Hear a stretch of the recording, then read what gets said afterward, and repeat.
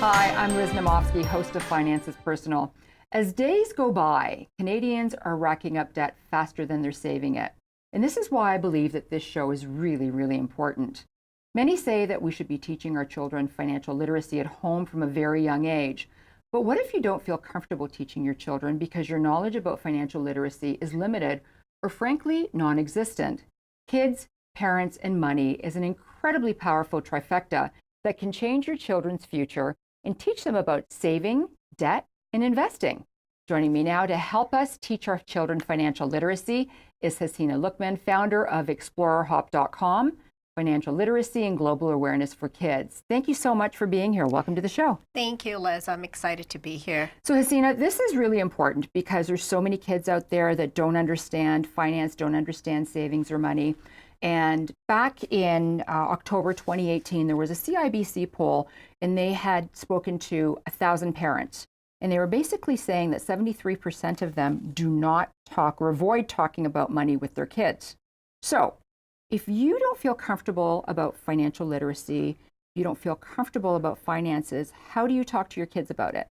So to start off, I think for adults, the first thing they need to do is read the news. That's your basic way of learning about anything, is you read the news. Right. We live in a world in which there is YouTube videos on everything. Curiosity, go one step further, see a YouTube video. You just kind of have to go down the path and eventually the answers will come. If you're still not sure of whether or not you're getting the answers, there's always classes you can do, there are seminars, there's all kinds of help available. But to not go down that path is really, in my opinion, a travesty. And that's something that adults need to take on. I agree. I know that as a child, very young age, my parents were immigrants when they came here. So every penny counted. We saved every penny. Yes. And we watched where we spent our money and where it went and where, Yes. we wanted a house, we wanted this, we wanted to put food on the table. This is where your money went. And so now part of that same CIBC poll, they were talking about the fact that more moms talk to their kids about finance than dads do. Well, that would make sense because who spends the money? It's the moms. Who is responsible? Even in our modern day, who's responsible of getting the food on the table? If you take a poll, like when we have parents over and I ask, how much does bread cost? It's the moms who generally know the answer. Dads don't know how much a loaf of bread costs. Most of them still think it costs $1. It's the moms that pay it. They know about it. So that's why women have to pay the money. So women understand what things cost and they're more realistic about prices. Mm-hmm. And I think that's why women are the people who need to take the step forward to teach the next generations about money. I think that's a very valid point because I remember growing up, and I think a lot of our generation growing up, moms had budgets. Yes. Because if you look at the old school traditional home, dad would go to work. Yes. Mom would take care of kids. That was the old tradition. Mm-hmm. And mom would be given a budget. Yes. And she would be given X amount of money to put food on the table, clothe the children, buy furniture, whatever it was. So that makes complete sense. Yeah, it totally does. And even today, when you look at it, there still is a budget. The problem is the budget, it's kind of flexible. It's not like when we were growing up where you had $100 and that was $100. Because you didn't have any more. You didn't have any more. There was no access to anymore, right? Now, your $100 is like, well, maybe I'll dip into this. Or maybe the $100 will become $200. Maybe, so the point is we keep dipping into these other budgets that are non-existent. And that's how we've ended up in the trouble that most families have ended up today is we keep taking from things we don't have. Well, that's because interest rates have been low and it's been easy access. People have had easy access to money. For generations now. I mean, for the last 40 years now, at least. They've had 30 years, I would say. They've had credit cards, and not just one. Most families will have 3 to 4 now. Right? And they're actively using them. On top of it, we live in a world where you have mobile pay. So you have more access to credit there. You've got all kinds of things happening now. So if parents are struggling, how are they able to teach their children not to struggle and to actually accept this whole financial literacy, learning about money, learning about saving, and not going into debt? So I think financial literacy needs to start when a child is young, right? So what age would that be? From the ages of 2 to 4. When a child goes into a shop, instead of buying the child everything they want, the child needs to learn to make a choice. Because when you think about it, financial literacy is about people making choices and being responsible for their choices. So instead of going into a store and the child buying, a chocolate plus a candy plus something else, pick one. And it starts with that. Pick one. And they'll pick what they have and they'll be happy with it. So walk us through a scenario. Right. So you and I go into a store. You have a 2-year-old, I have a 4-year-old. I actually have a 5-year-old, yes. Okay, so we both take your child to the Yes, store. yes.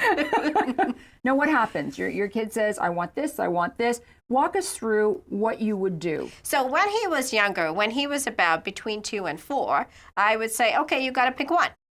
And he'd be like, no, but I want this and I want this. And I'd be like, well, we can't. We have to pick one because that's the way it works. You pick one and the next time you come, you can maybe get another one. So you condition them to make choices, right? And so that way, this child now knows I can't have both. I have to pick one. Would I rather have this lollipop or would I rather have this other goofy thing that they sell in the checkout counters? And he makes a choice. Whatever he makes is the one that he decided at that moment is what he's happy with, right?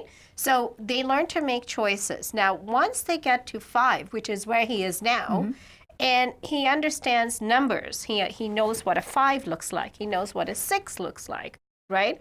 You then say, okay, you have $5. $5, that's it. Right? So he knows that he can't buy anything that has 6 on it, right? He understands that I have said 5, so he's now looking at things which are under $5. Under 5. Right? And it's a training process.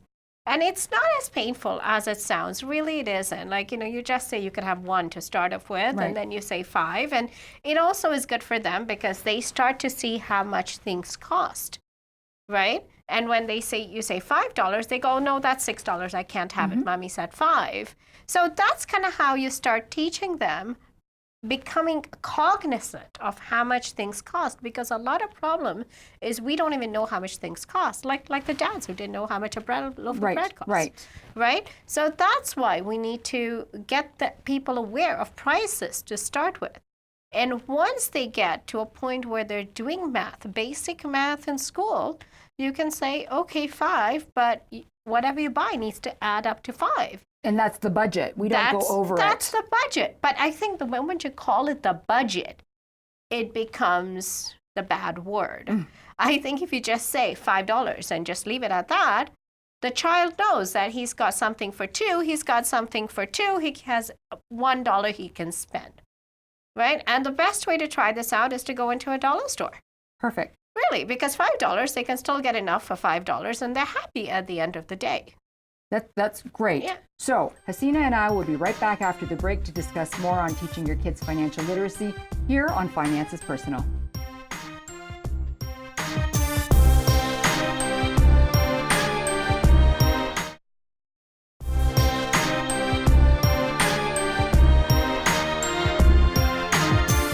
Hi, welcome back to Finances Personal. I'm Liz Naumovski, and today we're discussing parents, kids, and money. Joining me to discuss this is Hasina Lookman, founder of explorerhop.com, Financial Literacy and Global Awareness for Kids.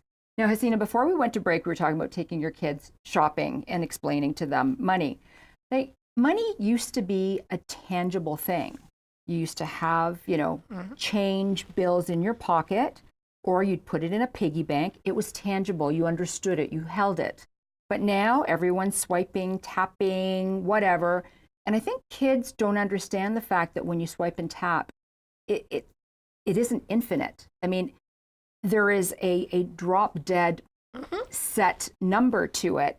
And I had a viewer actually email me and say, please help me explain to my child what money is all about, because we will go out shopping and my child would want this, and we would say, we don't have money for that.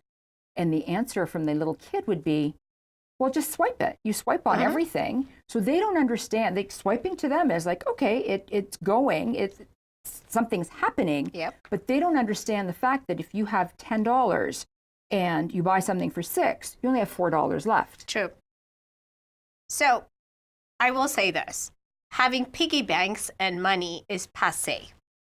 Right? Even when we had piggy banks, Liz, come on. I used to put quarters in. Yeah, but how many times did you even find those quarters? Those quarters would disappear. That piggy bank would get lost and you'd find another piggy bank. You know, it was not the most effective way. And given that most of the women in our generation do not know much about financial literacy, it was not effective in teaching anyone. Fine. Right? So we live in a world which is virtual. That is the world we live in. And children today, their concept of money is based really on the games they play, where they buy these tokens, they sell these. It's all about these virtual tokens that, you know, as adults, we can't really understand. But they get it. They get the whole concept of virtuality.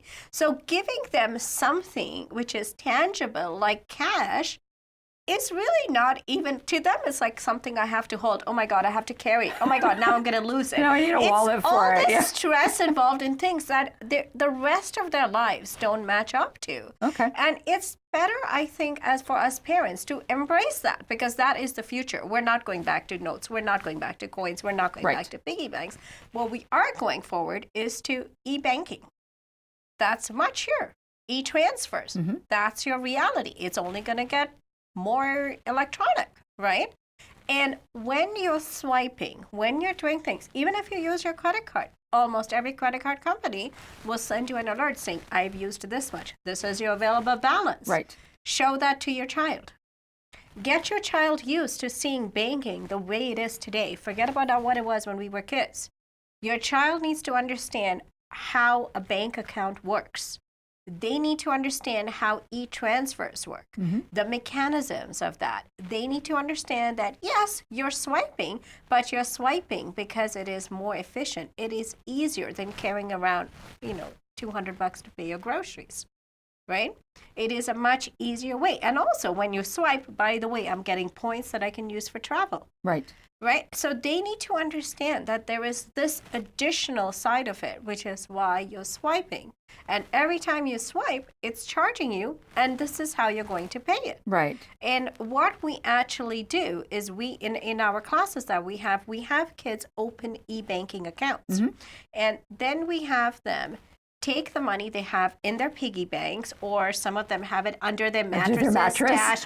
I mean, I've heard everything, honestly. One guy actually had it in his mom's old shoe boxes because she never ever opens her shoe boxes. Okay. So they have them stashed all over the place, right? So we tell them, okay, go collect all your money. And I can tell you from my own daughter's experience, when she went and collected all the cash she had stashed away, that was $560. Wow.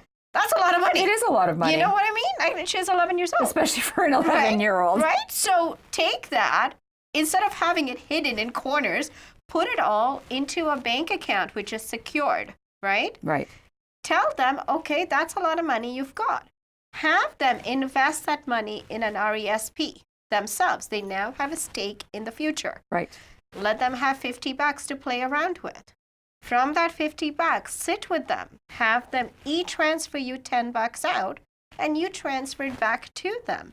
So they see what's going on in their account. Right. All these kids have phones. They're going to get the alerts. Right. They're going to see for themselves what is happening. You show them, when I swipe, look, I bought an ice cream. I tapped. Right. Cost me $10.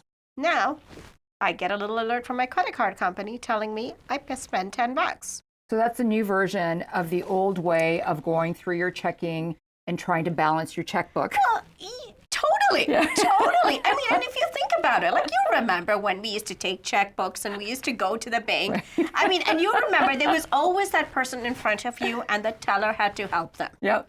Right? And it was always a lineup. And always. You know what I mean? And it wasn't effective then. So really, you know, the old way didn't work. So now we got to embrace the new way and hope it does work. But in order to give it a chance, we need to go with it.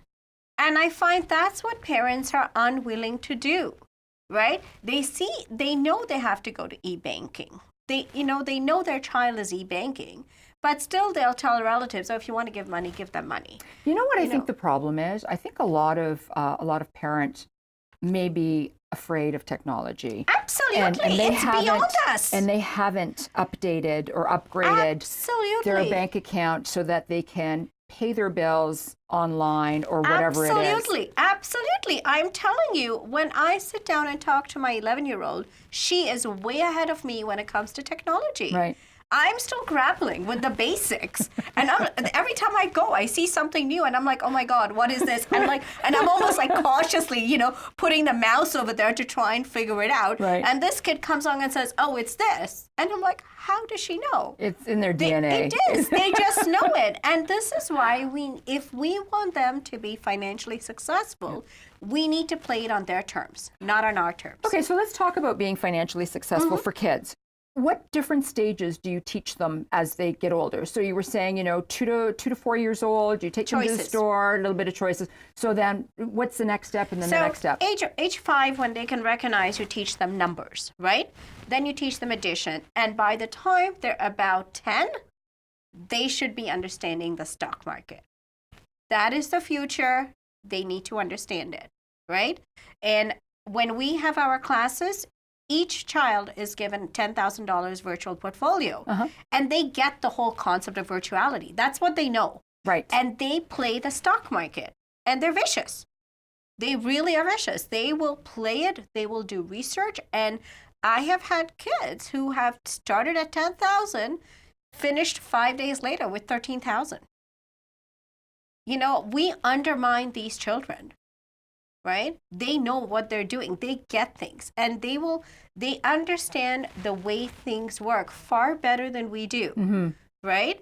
But it is so important for them to know about the stock market because I think so. Everything we do revolves around the stock market. I agree 100%. Right? You look at what's happening, any news item. Your direct impact is to your stock market. When that gets impacted, jobs are impacted, and that impacts how much money they have at home. This is true. And the whole thing about reading the news, media is very important. Yes. Even though a lot of people poo-poo them right now, I think reporters and media are extremely important for us to know exactly what's going on. We'll be right back after this break to find out more about children and financial literacy here on Finances Personal.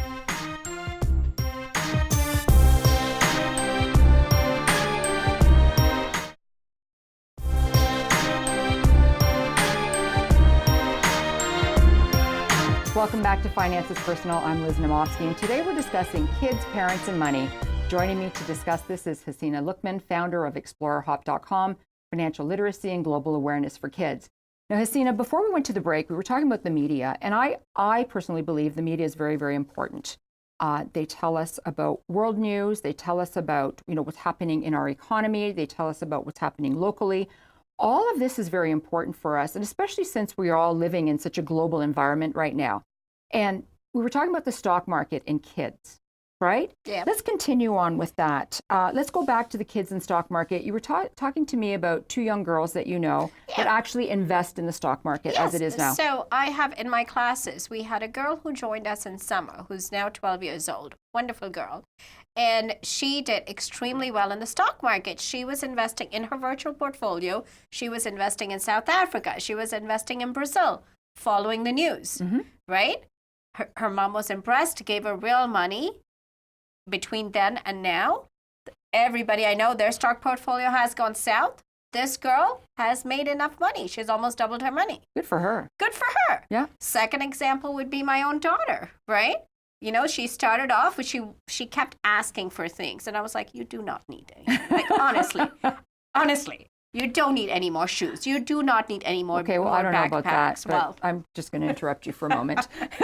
Okay. So, I was like, let's go buy some stocks instead. So very, very grudgingly, she decided, okay. And she bought Facebook when it was at the lowest.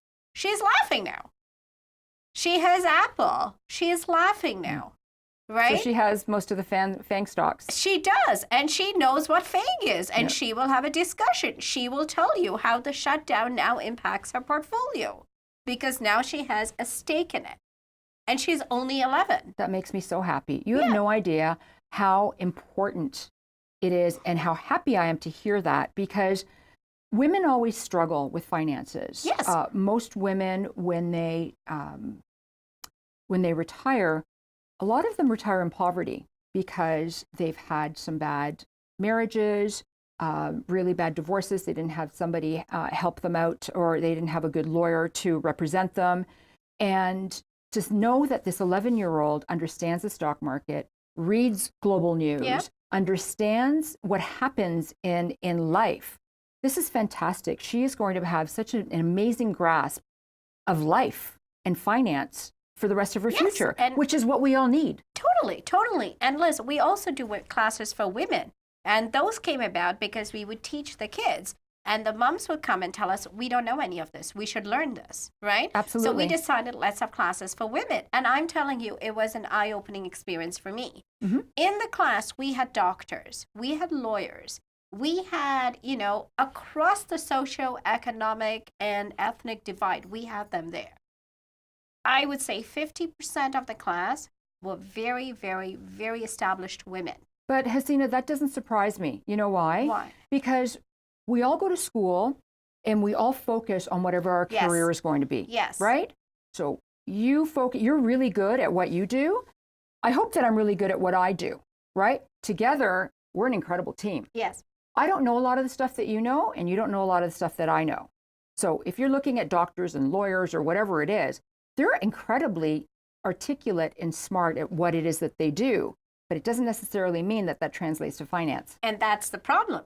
Because you've had an individual who spent close to 16 years to 20 years teaching themselves to become the top of their field, earning a substantial sum, but still not having a grasp of what they have and still financially in trouble because they don't know how to manage it. Yes. So we put all our emphasis as mothers and a society on making these girls into having substantial careers. But what we're dropping the biggest ball on is teaching them how do you actually enjoy the fruits of that career. So what are the key realizations that you took away from those classes for women? So the key realization was that women are afraid of money. And it comes from a upbringing that I've realized is across all cultures, where women are taught not to talk about money. Right? Well, because a lot of families don't discuss it. Right. And that's a problem. I think, effective immediately, every mom needs to sit down and tell their daughter, hey, let's talk about money, right? This is the way we have it. This is our family budget, right? This is how much things cost, right? When food is wasted, hey, we can't have food wasted. And you know what? Canadians waste a lot of food. $1,000 per day, $1,000 per individual per year. Yeah. So a 4-family home, $4,000 in the garbage. Yep. That's a lot. Take that money instead, use it for a trip. You'll enjoy it more. Or invest it. Or invest it, right? So it really is shocking when you see how women have not been empowered enough financially to actually be able to use their own money. And that is the steps that we as a society need to address. And it needs to be addressed right from the beginning in the schools or in classes or anywhere else. It needs to be done. Because without addressing it, you end up with kids who go to university. They enter university, they're bombarded by credit card companies, right? They have all these credit cards, they go out shopping. Problem is, these kids have not learned to make choices. They have not learned about the consequences of fast spending. They have not learned about the concepts of cumulative interest. Right. So what happens is you get 3 credit cards. Each credit card is $10,000 to start off with. Hey, it's free money. Right. You end up spending it on nonsense, really. Sometimes it's really not worth it. You end up in debt. You have to pay all this off at almost 20% interest. That adds up.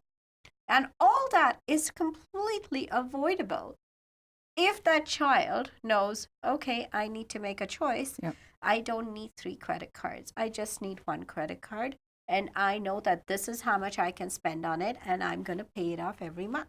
You know, it's interesting that you talk about university. My stepdaughter is in university this year. And she called home saying, I'm really worried. I want to talk about a budget. That's awesome. And we thought, oh my gosh, this is amazing, Yeah. because she's worried that she's spending too much money at the cafeteria Yeah. because the prices are inflated. And then, you buy an apple or you buy fresh berries or whatever it is. Right. And so she called and said, okay, let's sit down and let's discuss a budget. And I think that's really important. I think a lot of kids that go to university need to understand what a budget is, because it's not a taboo word. No, but society has made it. They've made it into a painful word. And this is why, instead of budgeting, what we teach kids is you ask yourself 3 questions. Okay. You ask yourself, do I need it? Will I use it? Will I enjoy it? Mm-hmm. And 99.9% of the time, the answer to one of them will come no. And you'll look at it and you'll put it down and you'll walk away. Right. And we even tell kids, you know what? In the event that one of them comes yes, you have a phone, take a picture of it. See, a week later, see if you still like want it. Yeah. And I mean, I do it for myself. And really, in the last 5 years that I've been doing it, we've gone back once. So it's very effective, because most of the things we as society, we want now. Yeah. And the reason for Because that, everything is now. well, but it's the constant media onslaught. Yeah. And when you think about these kids, like, we only had TV. These guys, okay, no one really watches TV that much anymore. We couldn't even PVR back then. No. Right? So they have all that, plus Instagram, my Right. God, Twitter, every kind of social media, Yeah. YouTube, Yeah. and they've got all Ongoing. these celebrities. Every little agency has a celebrity now. And all these people are important. And then you have them following everybody. So just because a celebrity tells you this is what I use, you need it, they start to think maybe I need it. Like, honestly, they're like onslaught. And so they are not able to make choices. It's true. Just Right? quickly, I was Yes. just going to say, you were talking about Twitter and Facebook and Instagram. I saw a tweet from Ryan Lisa, and he had said his 12-year-old child told him the difference between Twitter and Facebook. Yeah. Twitter is where celebrities fight, and Facebook is for old people. Well done. Is Yeah. what he said. Yes, well so done. Yes. Quickly, last question. Do you believe allowances can help children? Absolutely not. Absolutely not. Not. Okay. Absolutely not. I don't think a child, and I have a big problem with parents paying kids to do housework. They live in the home, they live rent-free, they're eating rent-free. They need to learn to take care of people. We need to go back to that. I think if they want to get an allowance, they need to actually do a job outside of the house. And if they're able to work outside of the house, they need to learn how to deal with their money. They need to learn about taxes. This all is to be a package. But I do not think you need to pay children to wash dishes that they've eaten in. I like that. I like that. So teaching your children about money and financial literacy at an early age will pay huge dividends towards your child's financial well-being. Talking about money used to be very taboo, but if you plant certain thoughts about saving, budgeting, and spending less than you earn, your children will be ahead and will be able to prosper without even thinking about it. I'd like to thank Hasina Lookman for joining me today, and you, our viewers, for watching. I'm Liz Naumovski. Bye for now.